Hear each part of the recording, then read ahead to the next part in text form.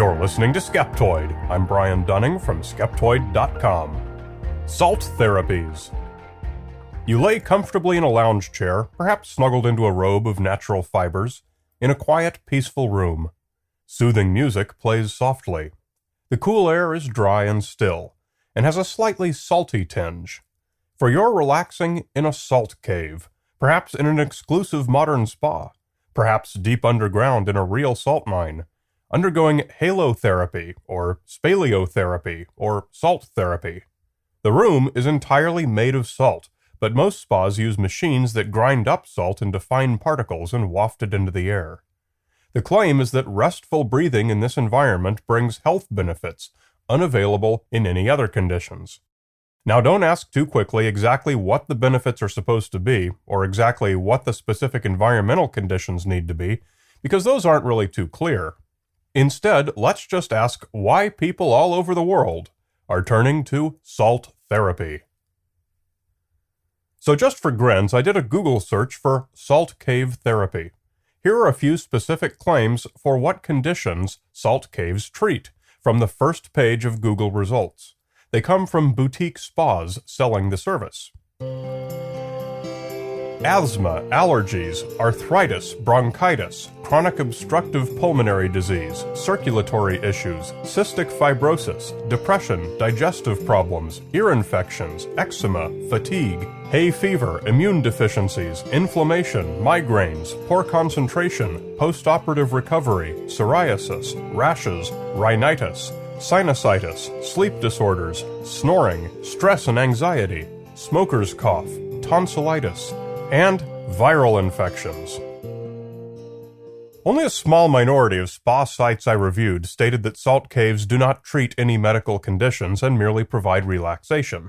However, the majority are very clear that their service is a miracle treatment, even a cure, for most or all of these conditions. Clearly, the salt cave industry has not yet reached any consensus on exactly what it's selling.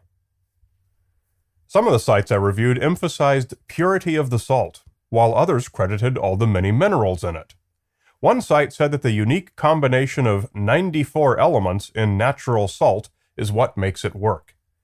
A number of sites say all 84 are needed. Another says that they only use Himalayan pink crystal salt, because that's the only way to ensure purity. Pink salts are pink because they're contaminated with iron oxide. Analyses of Himalayan pink salt have found that it contains between 95 and 98% salt, with most of the rest being gypsum.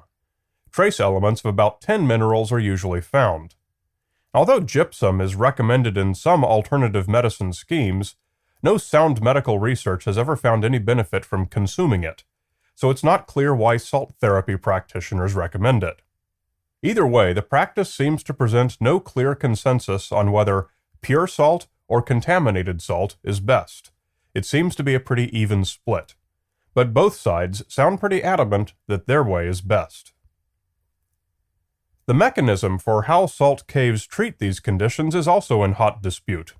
While about half emphasize the salt itself being beneficial once it gets into your lungs, the other half are all about ions. Ions, they say, promote good health. An ion's a molecule with an electric charge, either positive or negative, made so because it has more electrons than protons or more protons than electrons. Negative ion generators have been a staple of alternative therapies for a long time, based largely on the sciencey soundingness of the term and a misunderstanding of what they actually do. Negative ion generators use high voltage to add an electron to particles in the air. Electrostatic attraction then causes those particles to move toward and bind to a grounded surface, such as a wall. Thus, an ionizer can help to reduce the amount of dust particles, allergens, and other particles from the air in a room. Many of the salt therapy spas claim that the ionizers in their caves produce negative ions that destroy bacteria. This is also wrong. An ionizer can help draw bacteria out of the air, as just described, but it doesn't hurt the bacteria.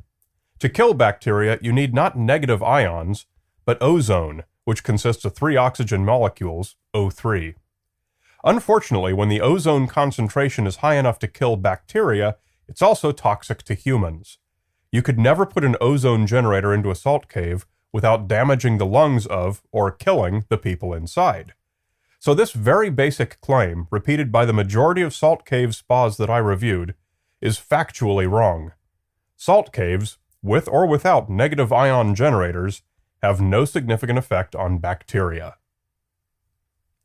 Here's an example of some of the ion-related nonsense that I read. Our cells can only absorb those elements that occur in an ional form.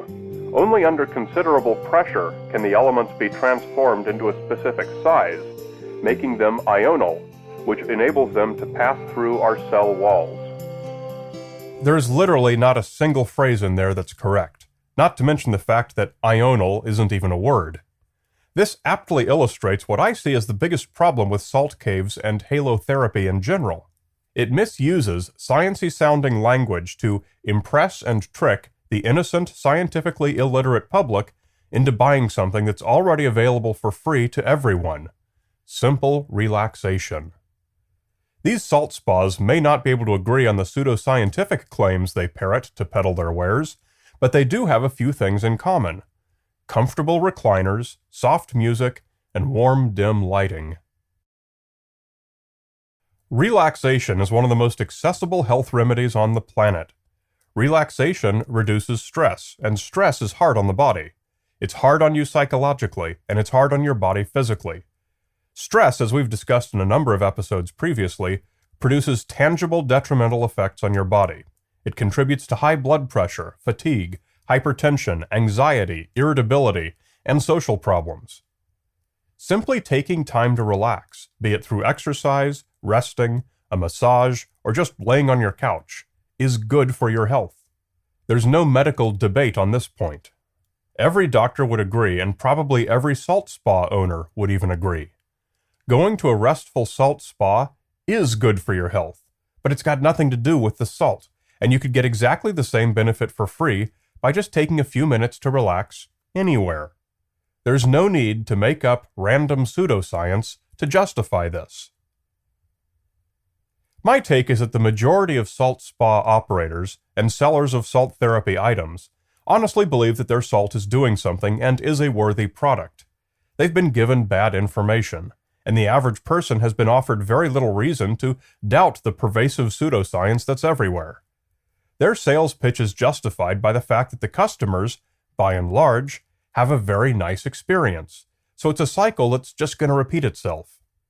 It's sad because those customers' money could be much better spent, or even better, saved.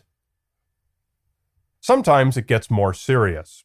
In 2013, Julia Madhu, health editor for Australia's The Age newspaper, interviewed a David Lindsay, the CEO of a chain of salt therapy spas. He refers to his locations as clinics, which strikes me as a deceptive misuse of the word, and said they were planning to expand from 3 locations to 100 due to their popularity. He claimed that they received medical referrals from both the Royal Children's Hospital and Monash Medical Center. Madhu contacted both hospitals to verify the referrals, but was told by both hospitals that they do not refer patients to Lindsay's company or to any other non-evidence-based therapy. Moreover, the head of immunology and allergy at the Royal Melbourne Hospital, Professor Joe Douglas, told Madhu that salt caves are actually dangerous for asthma sufferers, as the salt could trigger narrowing of the airways and an asthma attack. That little factoid is not something I found being marketed on any of the websites. But I did find these. After 3 years of research, we learned that all life forms come from a water and salt concentration called Soleil.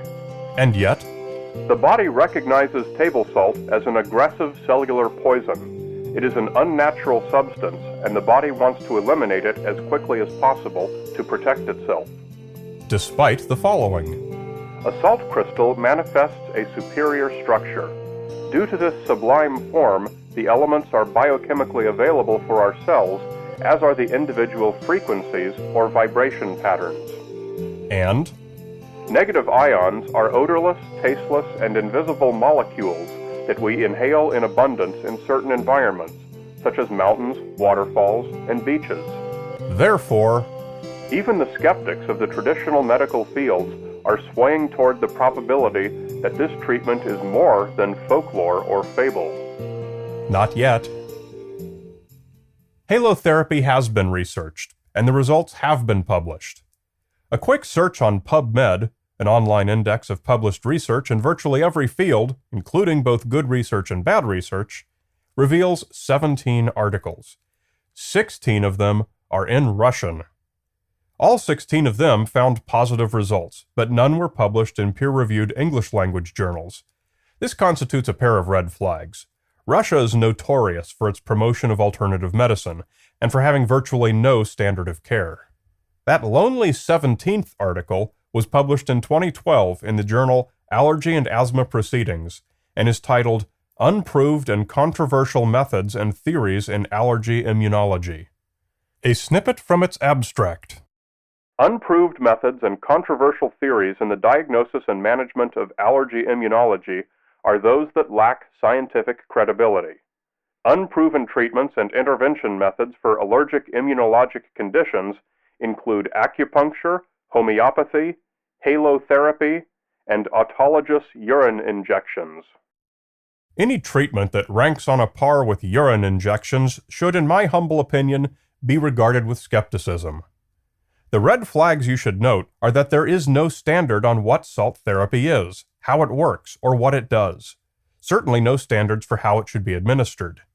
This is because it's a made-up practice. It is not the result of testing or any kind of therapeutic development process. No studies confirming efficacy have been published, at least not in the West. And when we see a subject with no studies at all published, either positive or negative, the reason is usually because there is no coherent theory to test. Never underestimate the value of good relaxation, and only get your relaxation in a nice salt cave-themed boutique spa if it's free.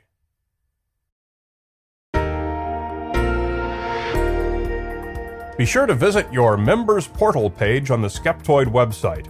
Just come to skeptoid.com/members, where you can download free stuff, get a DVD-ROM, see site demographics, and much, much more. The Skeptoid Members Portal. You're listening to Skeptoid, a member-supported program. I'm Brian Dunning from Skeptoid.com.